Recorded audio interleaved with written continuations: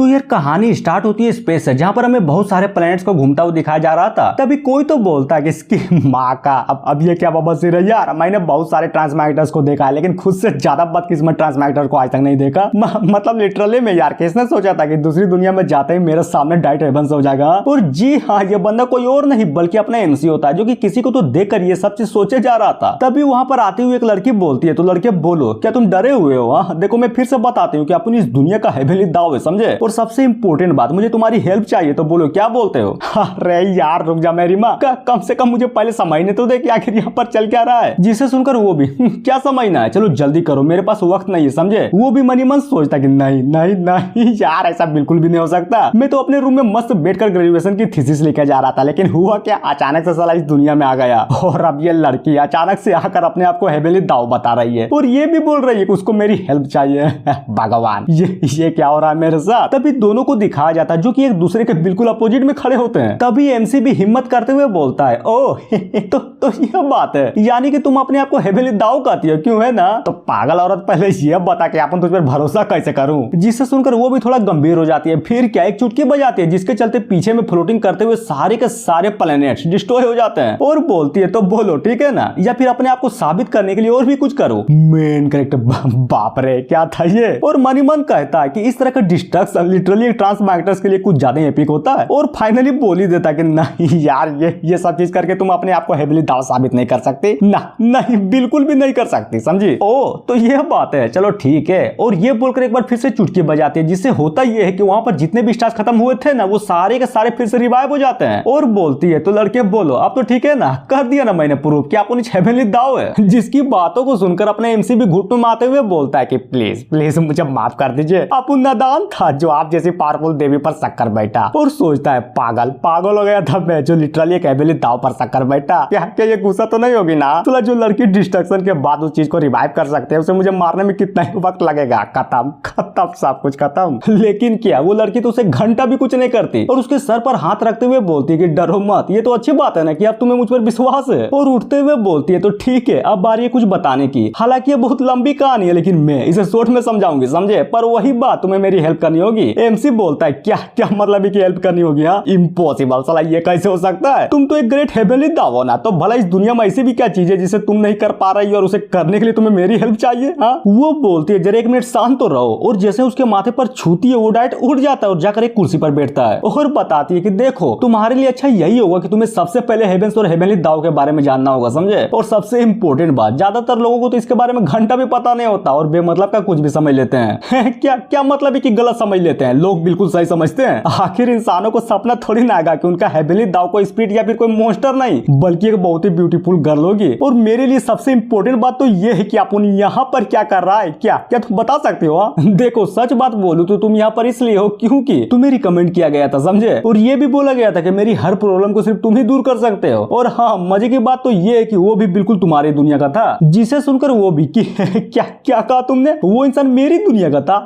तेरी की। और सोचता साला कौन था वो जिसने अपना पत्ता काट कर मुझे फंसा दिया? तभी अचानक से पूछ लेता है, तो चलो एक बात बताओ, तुम तो हेवनली दाव हो ना, तो फिर तुम्हारे जैसे और कितने यहाँ पर? और सबसे इंपॉर्टेंट बात, वो तुम्हारी हेल्प क्यों नहीं करते? लड़की बोलती है, नहीं यहाँ पर मेरी जैसी कोई भी नहीं है, क्योंकि ये मेरी दुनिया है और हर दुनिया का सिर्फ एक ही हेवनली दाव होता है, समझे? और कोई भी हेवनली दाव किसी और दुनिया पर घंटा भी इंटरप्ट नहीं कर सकता, तो हेल्प की तो बात ही भूल जाओ। और आगे बढ़ते हुए बोलती है, बट उन लोगों ने ये भी कहा था कि मेरी हेल्प सिर्फ तुम ही कर सकते हो। और यहाँ तक कि सबसे इंपॉर्टेंट बात तो ये बताई थी कि तुम एक लड़के हो और लड़के के साथ बातचीत करने के लिए सबसे बेस्ट एक फीमेल बॉडी होती है। और अगर सिचुएशन ज्यादा गंभीर हो जाए तो उन लोगों ने मुझे तुम्हारी पत्नी बनने के लिए भी बोला है, तो बोलो मंजूर है? जिसे सुनकर अपना मेन कैरेक्टर तो लिटरली पूरा का पूरा हिल जाता है कि ये क्या बकचोदी है। और भला उन लोगों को कैसे पता कि अपन एक रंडवा है? नहीं नहीं नहीं नहीं, मैं सिर्फ एक बात सुनकर एक हेवनली दाव से शादी नहीं कर सकता, नहीं बिल्कुल भी नहीं। लड़की भी लाइक, देखो तुम चिंता मत करो, मुझे पता है कि ये शादी की बात कुछ ज्यादा जल्दी है, पर मैं गारंटी देती हूँ तुम्हें कभी चोट नहीं पहुंचने दूंगी और ना ही कभी चोट पहुंचाऊंगी, समझे? हाँ समझा, पर थोड़ा। लेकिन मुझे समझ में ये नहीं आ रहा कि एक्चुअली में तुम्हारा प्रॉब्लम है किस टाइप का, जिसका सॉल्यूशन एक ग्रेट दाव के पास ना होकर बल्कि मेरे जैसे एक नॉर्मल इंसान के पास है।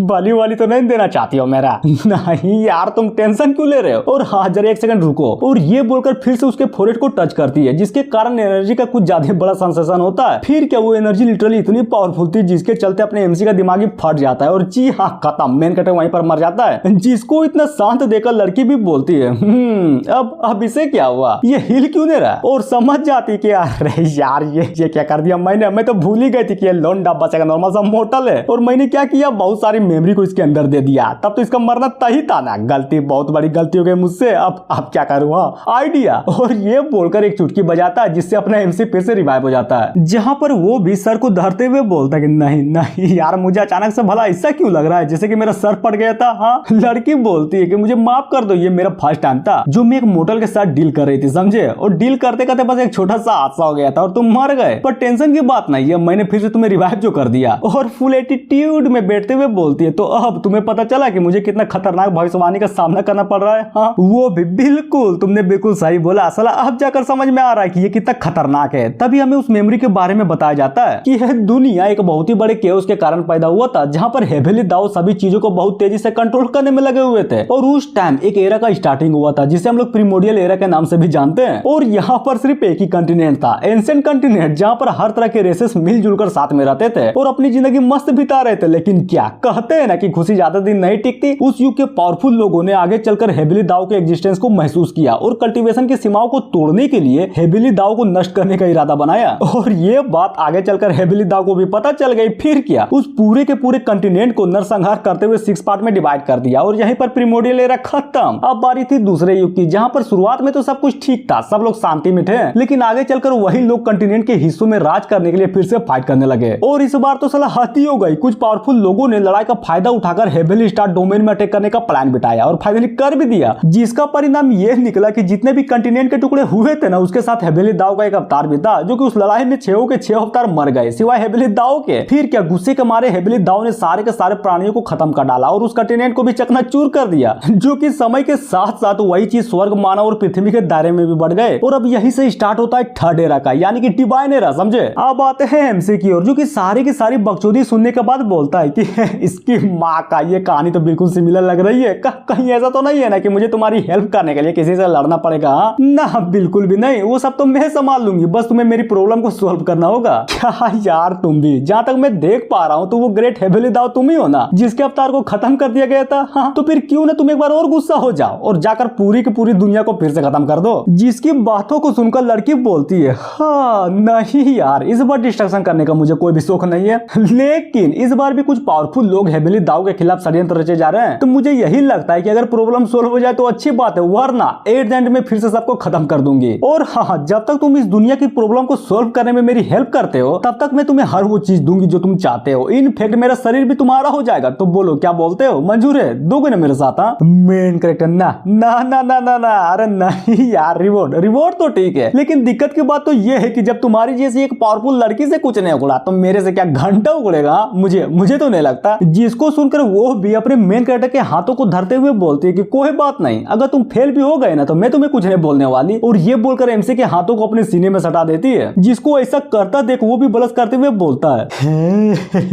ठीक है, मैं तुम्हारी हेल्प करने की कोशिश जरूर करूंगा। लड़की भी लाइक, गुड, ये हुई ना बात, नाइस, अब जाकर तुमने समझदारी की बात की है, और कुछ तो करते हुए बोलती है, तो ठीक है, अब जबकि तुम मेरे पार्टनर हो तो मैं तुम्हें एक रिवॉर्ड दूंगी जो कि इस पूरी के पूरी दुनिया को समझने में तुम्हारी हेल्प करेगा। और वो रिवॉर्ड ये है कि आज बिल्कुल अभी से तुम हेवेली दाओ के सारे एबिलिटीज को यूज कर सकते हो। और रही बात मेरे शरीर की, तो ये भी सिर्फ तुमसे ही बिलोंग करेगी, और इस बॉडी का आज से नाम होगा हुआंतियान। और यह बोलकर अपने एमसी के सामने घुटनों में आकर ग्रीट करने लगती है। और जी हाँ, ये एपिसोड यहीं पर खत्म होता है, तो मिलते हैं नेक्स्ट वीडियो में। तो बताओ कैसा लगा ये मानवा? सच्ची बताता हूँ, आने वाली स्टोरी लाइन में कुछ ज्यादा ही पीक में जाने वाली है ये, और मुझे नहीं लगता कि इस न्यू मानव को घंटा भी किसी ने एक्सप्लेन किया होगा। So thank you. और सबसे इंपॉर्टेंट बात, शॉकिंग एम्प्रेस वाला मानव आगे एक्सप्लेन नहीं करूंगा, अब से फ्राइडे टू संडे यही चलेगा, समझे।